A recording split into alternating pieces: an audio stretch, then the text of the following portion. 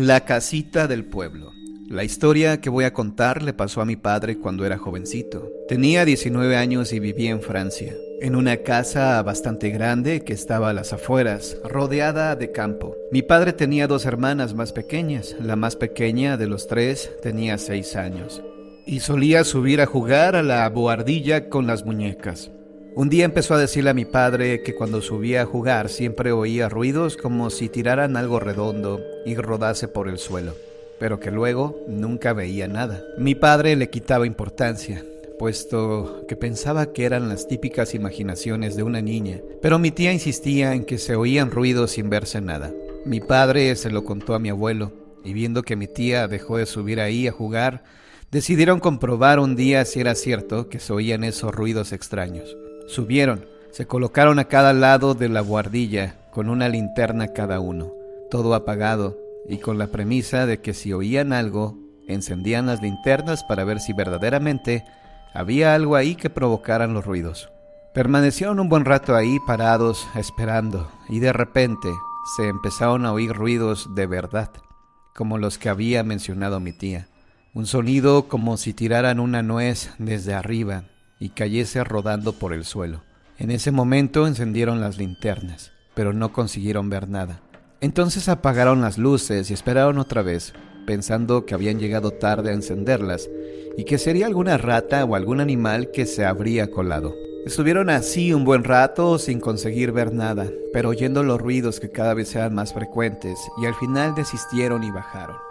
La historia quedó ahí. Pasaron varios días. Un día le dijo a mi abuelo a mi padre que tenía que bajar al pozo por agua, porque no había. Lo ató mi abuelo con una soga y lo bajó. Todo era oscuro y mi padre estaba un poco asustado, pero tenía que bajar. Ya abajo se desató y empezó a subirle cubos de agua a mi abuelo, hasta que sintió como una presencia detrás de él le respiraba cerca. Mi padre se giró rápidamente para ver si veía algo y oyó cómo unas voces suplicaban que desaparecieran de ahí, que no pretendían hacerles daño, pero que esa era su casa y habían fallecido ahí y no se iban a ir. Mi padre se quedó blanco gritándole a mi abuelo que por favor lo subiera. En eso aparecieron 2 personas. Le suplicaban que se alejaran de ahí. Mi abuelo subió a mi padre, que estaba pálido, temblando, y con la voz entrecortada, explicó que los famosos ruidos de la bohardilla eran de estas almas que se les habían aparecido y que tenían que desaparecer de ahí cuanto antes. En cuanto pudieron se marcharon y la dejaron vacía como ellos pidieron. Mi padre me contó esta historia hace ya muchos años. Yo al principio no me creía que estas cosas pudieran ser ciertas, pero creo que mi padre no me mentiría en algo así, y nunca olvidará esas almas que se le aparecieron para cumplir un deseo y descansar en paz.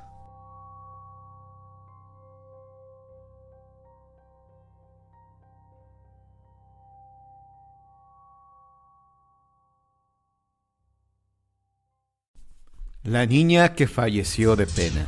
En la Edad Media, en un castillo antiguo vivía una familia noble con una sola hija, que estaba enamorada de una persona de color, pero su amor no era posible porque su padre no le aceptaba por ser de otra raza. Al año siguiente, ella se quedó embarazada de él, y cuando su padre se enteró de aquello, no lo aceptó, pero ella siguió con el embarazo hasta dar a luz a la niña. Su padre no quería a su nieta y se la llevó lejos de aquella ciudad. La encerró en una casa aislada del exterior, donde solo su madre podría ir a visitarla una vez al año o tal vez 2. Lamentablemente la niña falleció de pena en aquella casa. Su espíritu fue al castillo donde vivía su madre y se instaló ahí. Solo su madre la intuía, pero no dijo nada. La niña, a pesar de haber sido maltratada psíquicamente por su abuelo, no la mató. Ella solo se dedicó a ver cómo les llegaba su hora. La madre de la niña falleció de una larga enfermedad. Se cuenta que cada aniversario de su deceso, en aquel castillo, se oyen voces y una luz muy misteriosa se pasea por todo el castillo, como queriendo decir algo. ¿De quién será aquella luz? Tal vez de esa pobre pequeña. La vecina de la bruja. Cuenta una leyenda de principios de la época de la colonia que en un poblado de Zacatecas la señora María del Refugio Rojas fue acusada ante el Santo Oficio por su vecina doña Bernardina de Albornoz de renegar de Dios, de cometer actos demoníacos y de comerciar con la voluntad de las personas, entre otras cosas.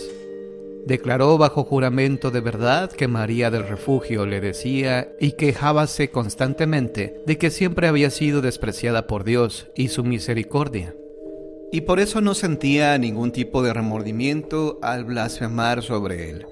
En lugar de hacer como cualquier otra mujer de la época y vivir de lo que su marido le podía ofrecer, ella había aprendido las artes de las hierbas y los menjurjes de amor para luchar contra lo que Dios no había podido hacer bien, corresponder a amores desesperados. Así pues, doña María la hacía de Celestina entre los enamorados del lugar, y dicen, según cuentan los testigos anónimos, que para tal labor era un efecto muy diestra, y en cuanto a hacer hechicerías del corazón, era una de las mejores embaucadoras. Siempre que la vecina se asomaba a la casa de doña María, la veía desde lejos mezclando y buscando entre la estantería filtros y pócimas, ingredientes extraños y secos, que atesoraba como oro. Cierto es que ese era su tesoro, pues cobraba sus consultas y hechicerías a muy buen precio, y cuando la persona que requería su ayuda no tenía dinero, entonces ella le pedía un pago en especie. Lo cierto es que doña María jamás perdía dinero o trabajos, nunca regalaba nada y hasta llegaba a pedir animales o comida como pago. Dijo también doña Bernardina que a veces, cuando la espiaba de madrugada, la podía ver salir muy entrada la noche dirigiéndose camino del cementerio. Una vez fue tanta su curiosidad que la siguió hasta ahí y confesó que bajo la luz de la luna la encontró desenterrando una tumba. Fue tanto su horror que se quedó ahí, parada atrás de un árbol, viendo cómo doña María sacaba los huesos de un difunto para después meterlos en una bolsa de mercado. Volvió a enterrar los restos y se fue caminando a su casa, mientras doña Bernardina la seguía estupefacta. Cuando llegaron, se asomó por la ventana y vio cómo la bruja molía en un molcajete los huesos de muerto, para vaciar el polvo en un líquido contenido en una botella. Entonces, del asco que le dio en pensar que ese líquido era uno de sus remedios, se fue corriendo a su casa y, asustada, atrancó la puerta. Los días que sucedieron a ese hecho tan macabro, la vecina dijo que estuvo encerrada varios días y que no salía por miedo a que doña María supiera que la había estado espiando. Pero una vez que tomó fuerzas, fue corriendo al edificio de la Santa Inquisición a dar fe de las declaraciones que tenía para ellos sobre su vecina doña María la Bruja, quien una vez acusada fue recluida en los calabozos del Santo Oficio entre torturas indescriptibles para no ver la luz del día nunca más. Cuentan todavía los abuelos del pueblo esta historia y que la bruja regresa cada determinado tiempo para tomar venganza de aquella vecina que la delató, llevándose a alguno de sus descendientes. Al menos eso es lo que dicen todavía en ese pueblito, pero nadie ha investigado minuciosamente los hechos.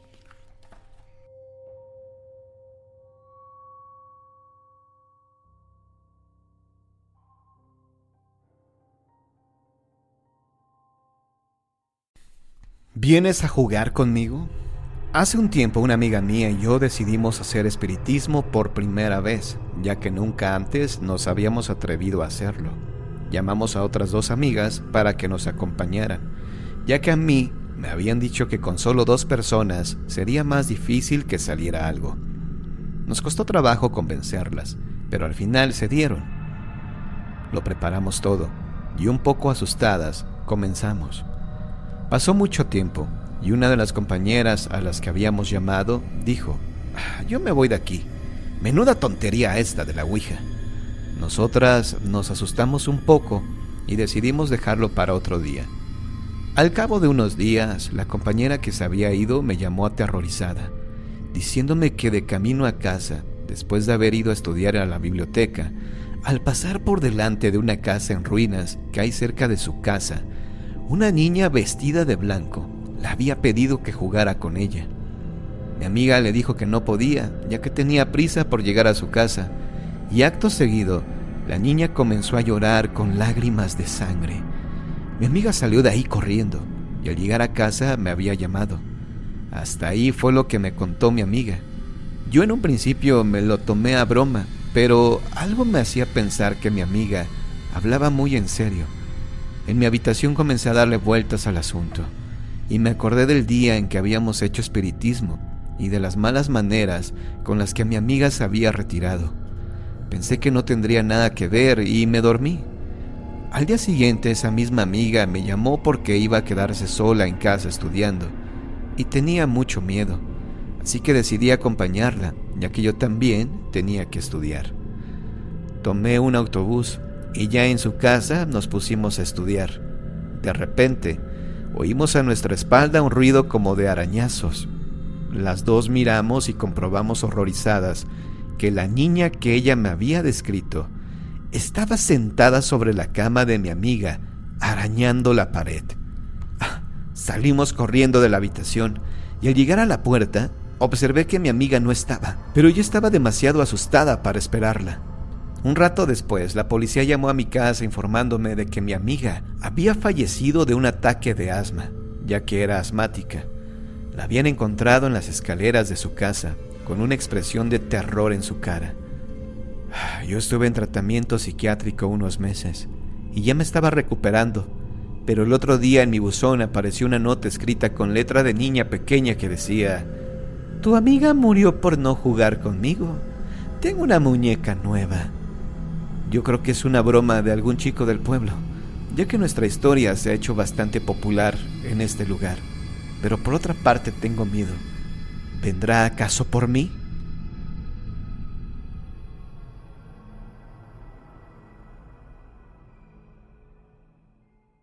El último adiós. Toda mi historia ocurrió en el año de 1991. Por aquel entonces tenía 20 años para cumplir 21. Mi abuela, que vivía con nosotros, se rompió la cadera al caerse de una silla. Tenía 91 años, por lo que los médicos dijeron que no se le podía operar, y quedó recluida a pasar lo que le quedaba de vida en la cama. Fue un mes nada más, pero fue horrible ver cómo se iba debilitando hasta que dejó de comer. En una de las conversaciones que tuvimos, cuando aún hablaba, me dijo que se estaba muriendo, a lo que yo contesté: «Aún te queda mucho tiempo por estar con nosotros y además tienes que estar en mi cumpleaños». «Dios te oiga», me contestó. A primeros de marzo estaba en mi habitación con mi sobrina cuando me vino a la cabeza el pensamiento de que mi abuela se estaba muriendo. No hice caso, creí que era una tontería. En ese momento entró un amigo a ver a mi abuela y empezó a llamarnos diciendo que estaba agonizando. Si no llega a ser por él, ni siquiera habríamos estado en el momento de su partida. Esa noche no pude dormir, la puerta de la habitación estaba abierta, y de pronto vi que venía mi abuela por el pasillo.